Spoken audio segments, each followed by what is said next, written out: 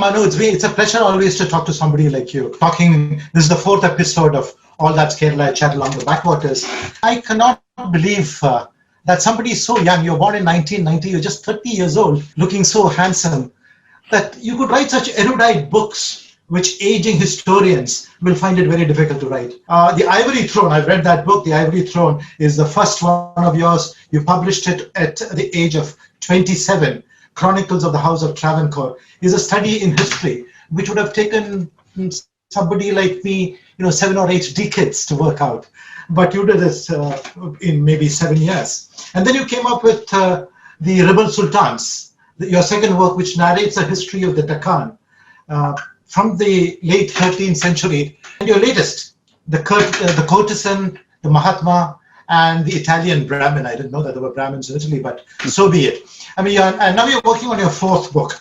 The history of Kerala is the history of its kingdoms. That's what I believe. What do you think has been the role of the kingdoms of Kerala, particularly Travancore, about which you've written? What has been the role of the kingdoms in shaping Kerala? So, in general, the princely states, as they were called, they don't get as much scholarly attention as they ought to.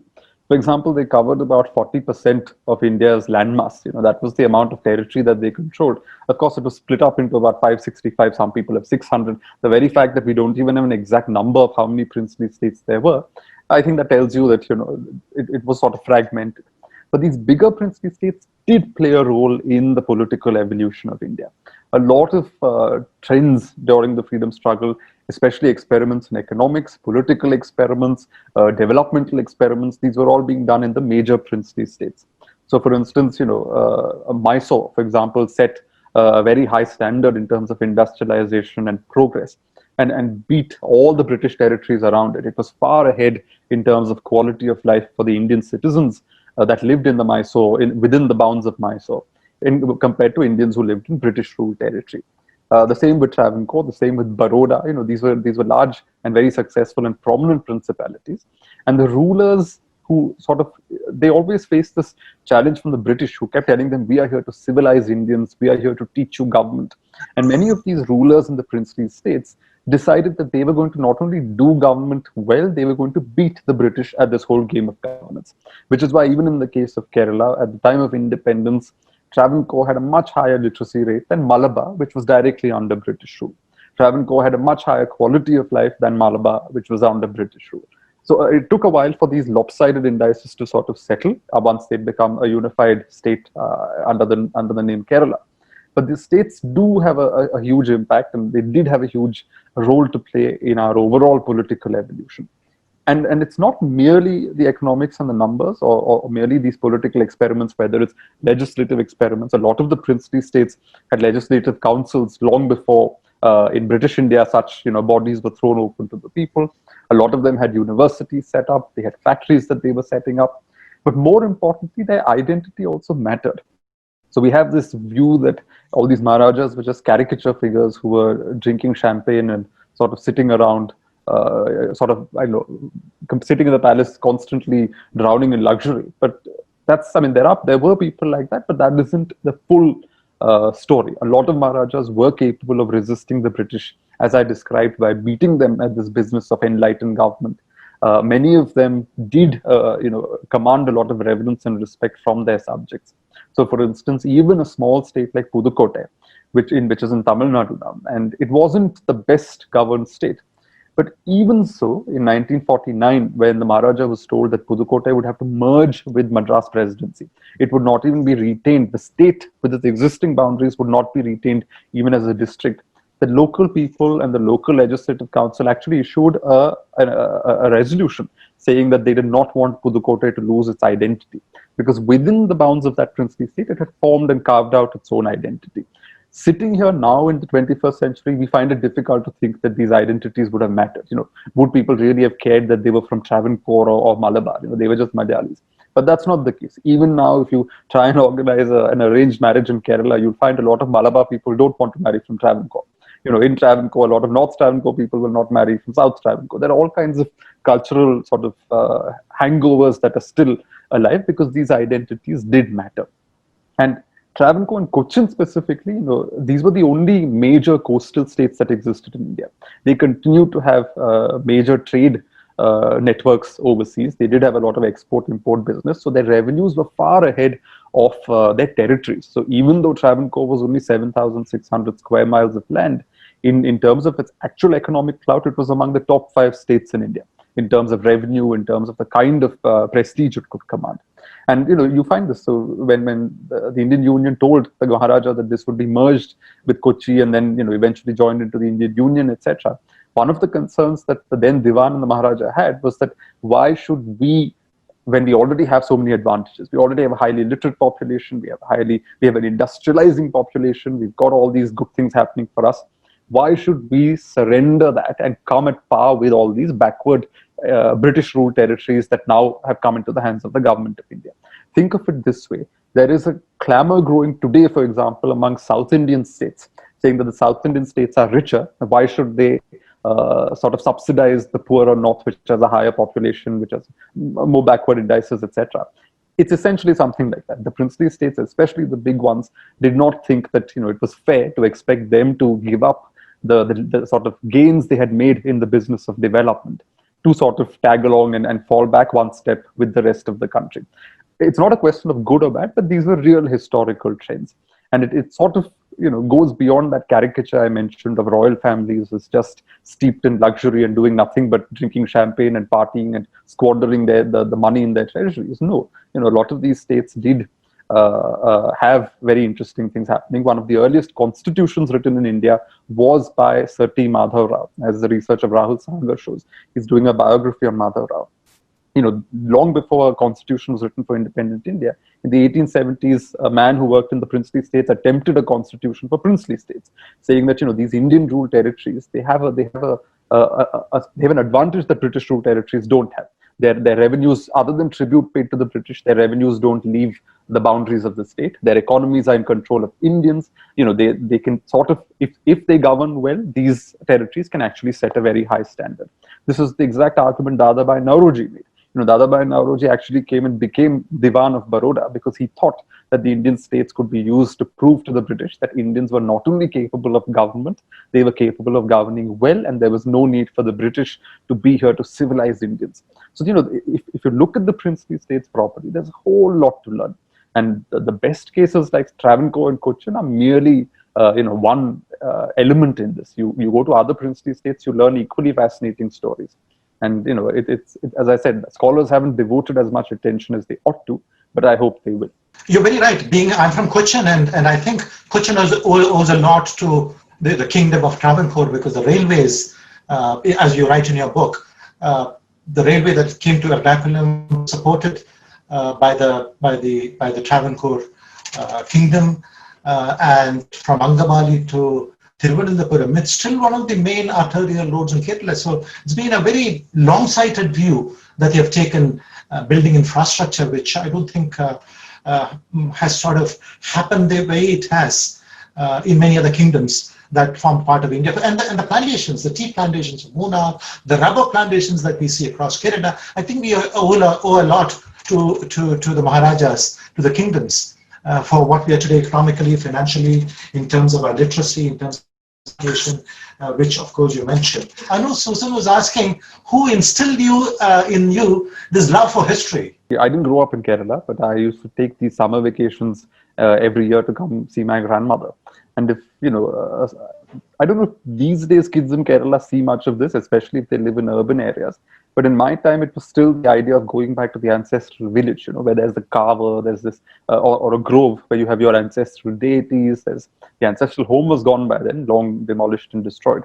But, all of these other elements were there. And it was fascinating to be there, to listen to all the stories of the local groves, the local gods, the local festivals.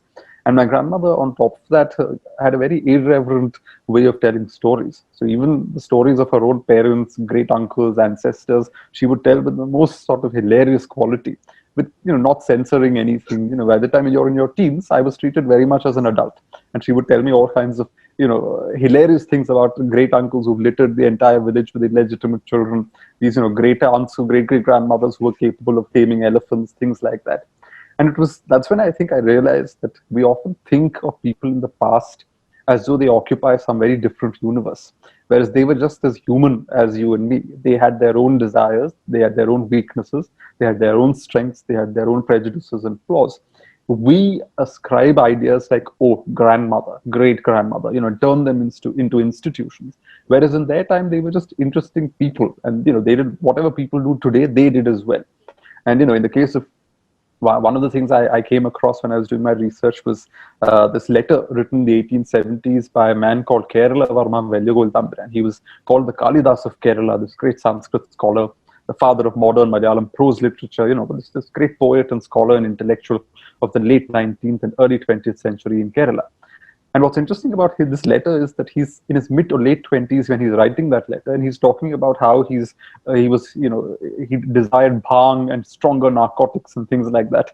I found it really interesting that in his 20s, even a Kerala Galidasa was interested in bhang and narcotics and marijuana and things like that.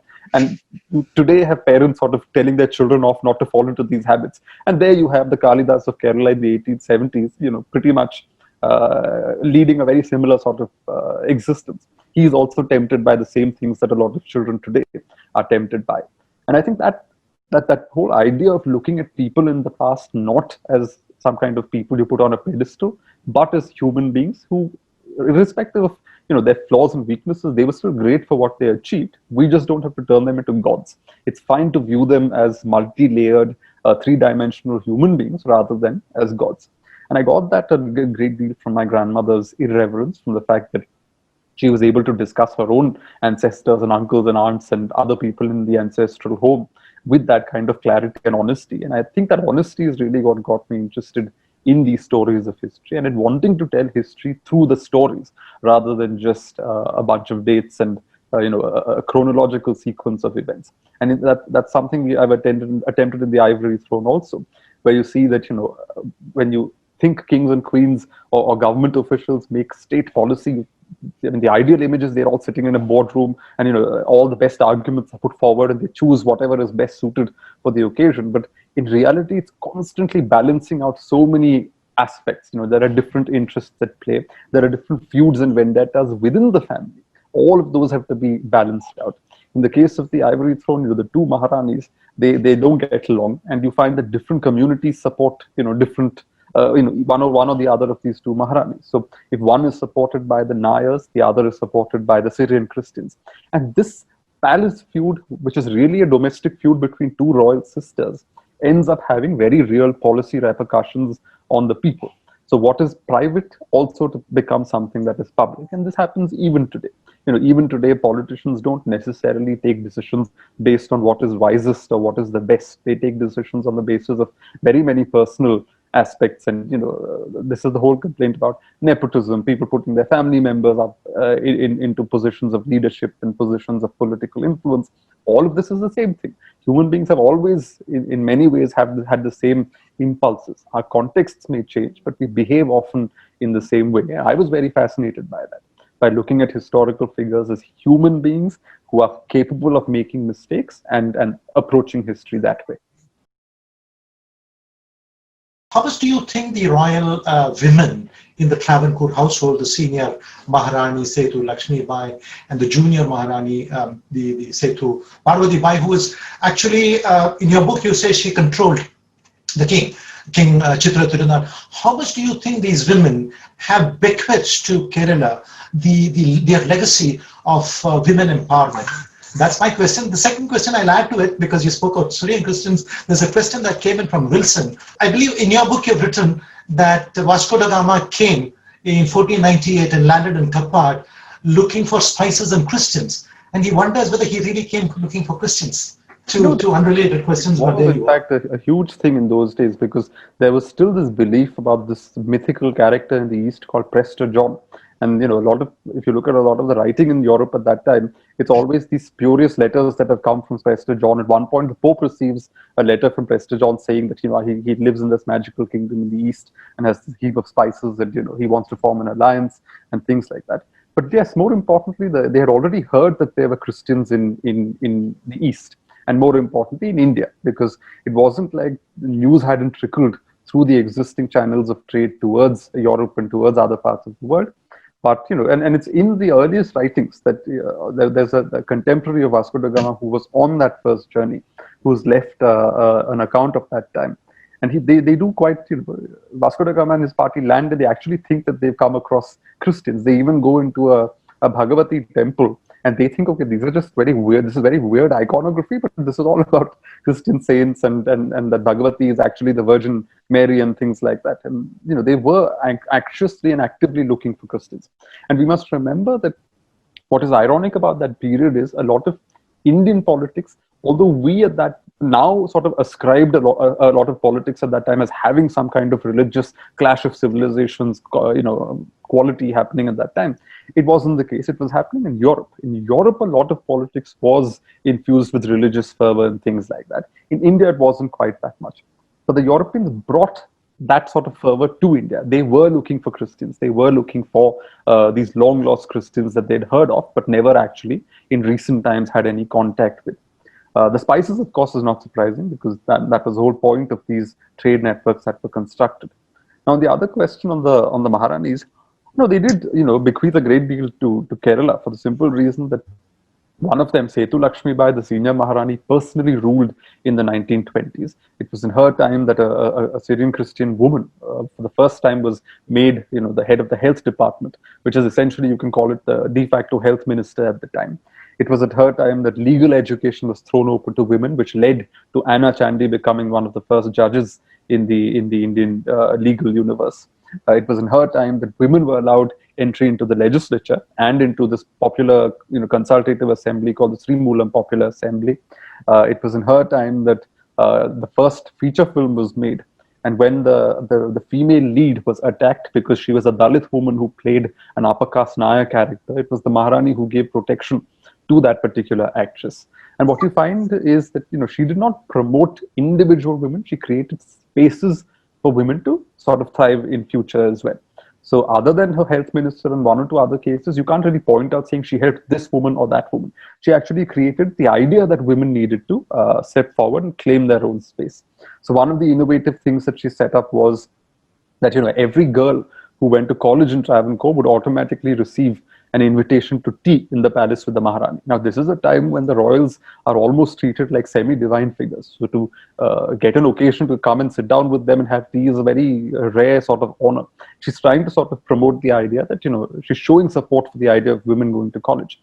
That's a minor thing, but putting them in the legislature, hoping that they would hereafter not be nominated, but actually stand election, protecting an actress who was being harassed by upper caste goons, appointing a woman as her health minister. These were very serious changes that were made then. What do you think would be the state of mind of the royals as they begin to lose power in an independent India?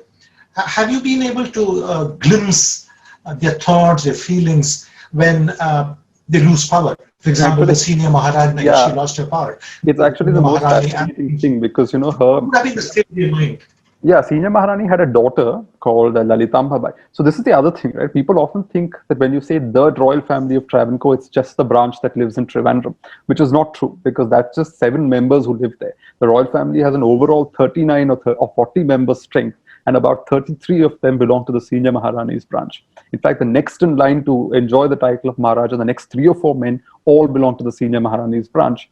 And after the Padmanabha Swami case, I actually wrote in an op-ed in the Hindu how it will be interesting to see if power will be handed over to that branch again, because the Supreme Court is very clear that succession is matrilineal. It has to follow the old matrilineal custom. And under the matrilineal custom, the eldest male member born in all the branches taken together is the successor. And the next 4 or 5 such male members belong to the Senior Maharani's branch. So after she gave up power in 1931, they have had no power in the temple till today. But the next few decades may see members of their family returning to the temple after an absence of very many decades. But what is interesting is her daughter, because she was ill-treated and because she was cornered in the family, her older daughter and her younger both, they had no incentive to stay on in Trivandrum. They had seen their mother being insulted. They had lived, as the younger daughter put it, she said it was like living in a golden cage, because you were royalty, but you did not have the power. Within the family, you were ill-treated. So the world saw you as royalty, living with with limousines around you and bodyguards, but you did not actually have any power. You were actually in a cage. So the moment independence came and the integration took place, And Sardar Patel's people bestowed allowances directly on members of the family, which meant that financially they became free of the Maharaja's control. The first thing the older daughter did, she flew off to Bangalore, purchased a bungalow in Bangalore, and decided to give up her royal titles. So from being Uttaram Tiruna Lalitamba by Tamburaj, she became simply Lalita Varma, put all her daughters into public schools, and absolutely hated the idea of royalty after that. In fact, the government used to send her these checks every quarter for her allowance. And one of her daughters told me, using the Malayalam word "verpa," saying that every time she saw that envelope, she would get "verpa" because it would address her as Princess Lalitamba Bai, and she hated that title because she had completely disinvested from her royal heritage. But what's interesting is for the kids, especially, so the oldest daughter born to this princess, who is the Bangalore-based artist called Rukmini Varma, she's the present titular Maharani of Travancore. I've often had this, every time I was interviewing her, I would ask her about this whole leap from growing up in a palace where, even to go for her 4 o'clock walk in the garden as a 10-year-old girl, there would be about 16 servants following her. 2 bodyguards in front, 2 on either side, 2 behind, and all the 8 or 9 maid servants attached to her, and somebody holding up a parasol. It was a procession that used to go out for a 9-year-old girl to take a walk. And from there, being transplanted to Bangalore, where you used to go to school and sit in a classroom with all your European friends and things like that, she said it was a leap. It was not easy for them. And for the first generation that left the palace, she thinks, it was neither here nor there, which is that you've left the palace and you've moved on, but you've not completely moved on either, because the weight of the heritage is still present. The memories of that palace life are still present. And, she often joked during these interviews, which I would record with her, about how the first generation squandered so much money because they had no idea what to do with it, because they had never actually dealt with money in their lives. This Maharani's daughter, this Princess Lalitamba Bai, when there's this wonderful story about her going to Bangalore Club, where she decides she's going to go shopping in one of the shops that exist within the club. And she goes in and she picks up a basket and throws in a lot of things into the basket. And she reaches the till. And the lady says, she counts everything and she says, okay, that'll be 89 rupees, madam. And this lady has no idea what 89 rupees are, because she's never actually dealt with cash in her life. And her driver, who's standing behind her, has to sort of tell the lady, you let her go, I'll pay, because she doesn't know how to handle money. She doesn't know the value of a rupee. From being as unprepared for a modern or a post-royal world as that, this lady starts driving her own car, she starts cooking in her own kitchen. And I remember a cousin of hers, who's not a member of the royal family, telling me that if there were no servants available, she was not about picking up the broom and cleaning the house herself. She actually trained herself over the years to become more and more independent. And she completely managed to move on. But her kids did not necessarily manage to move on, because, on the one hand, even what's interesting is poverty, right? This time, when I went to interview the Maharani's younger daughter, who passed away in 2017, I went and saw her in 2011 to interview her. She sort of gloomily told me, oh, we've fallen upon such hard times. All the old wealth, etc., is gone, and we neither have the palace, which was anyway taken away by the Maharaja, nor have we managed to fully cope with this, and we've fallen on these hard times. And it was amusing to see that hard times for her, when I looked around, she lived in this bungalow. There were about 5 or 6 servants over there. There were about 3 or 4 cars in the garage. But that was hard times for her, because it wasn't really about the money. It was about not knowing what your place in the world was. It was about not knowing how to really plan your future after this. And all that it's sort of sad in a way. I mean, there's obviously a lot of privilege, so I don't mean to overstate the tragedy in all this, but equally, it is also sad. The greatest sort of the tragic sort of character in this is the Maharani herself, because she was queen at the age of 5. From the age of 5, not even her father would refer to her by name. Everybody called her Your Highness. When this 5-year-old girl walked into a room, people saw not a girl, they saw the queen. She grew up surrounded by 300 servants. At the age of 60, to give up that lifestyle which you've known from the age of 5, to move to Bangalore and become a complete nobody. And her name used to be Her Highness Shri Padmanabha Sevini Vanchi Dharma Vardhini Raja Rajeshwari Maharani Puradam Tirunal Setu Lakshmi Bai Artingal Mutadabbra, and companion of the most imperial order of the Crown of India. That was her full title, Senior Maharani of Travancore. And she actually, after moving to Bangalore, starts signing her letters as simply Srimati Setu Lakshmi Bai. She even gives up her titles. And For her, it must have been really heart-wrenching because, one by one, the palaces are taken over by the government. Her main palace is taken over by her nephew. She doesn't have a roof over her head. Other private investments she had made in property from her own savings, one is taken by the government for the agriculture college, the other is taken by the ITDC for a tourist thingy. So suddenly, one by one, her possessions are stripped from her. And there is this one poignant moment where the Bangalore government, the Karnataka government passes the Land Sealing Act. And even the bungalow, which is about 2-3 acres on Richmond Road in Bangalore in the 50s, even that is too large for one person to own. So she's forced to cut up this property, the last property that she owns. And it's so interesting. She had this rather long sort of structure that she lived in. Even that house had to be divided into 3 portions. So the kitchen had to be given to one granddaughter, the back wing had to be given to another granddaughter, and the wing in which she lived had to be chopped up and given to somebody else, because even the house could not be retained in her name. And she told a visitor, once I had a whole kingdom, then that is gone. Then I thought I had the palace, but that is gone too. Then I thought I had this house, but now I can only say I have this room. And that, again, this was a very rich woman, even in retirement, even after moving to Bangalore. It wasn't like she was poor. But there is something sad about that. There is something sad that, for a lady who had 300 servants and 21 gun salutes when she moved around, the fact that when she died, it was just 20 people around her in an electric crematorium like anybody else, there is something sort of gloomy about that arc.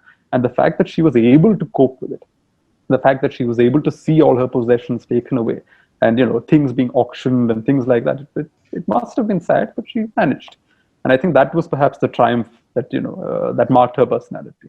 The Ivory Tower, I believe, is being made into a serial. Is it likely to be made into a movie? And if I were to make it into a movie, would you be my lead actor? You're as good as or better than Prithviraj and Mohanlal. Why Mohanlal? Jayasuriya and all those young stars. Yes, a production house has taken it on for a Netflix type series. It's not. These things take a couple of years to really settle. They have to write a screenplay, they have to plan the mood boards, there's a whole lot of things that go into this, get a platform on board, see if it can actually be told as a series, etc. It can't be done as a movie because the story is far too complicated to condense into 1.5 hours. And if you try and do that, it will probably be condensed very poorly. It will be done very badly. So it's perhaps wiser to do a mini series of at least 5 or 6 or 10 episodes of 1 hour each. That may do greater justice to all the layers that exist in the story. I hope it happens. I'm looking forward to the day when they call me and say, okay, finally cameras are going to roll. As of now, they're still doing their groundwork. And, till the cameras roll, there's no guarantee that it will actually take off. So we'll have to wait and see how that happens. Thank you very much, Manu, once again. It's been a pleasure talking to you.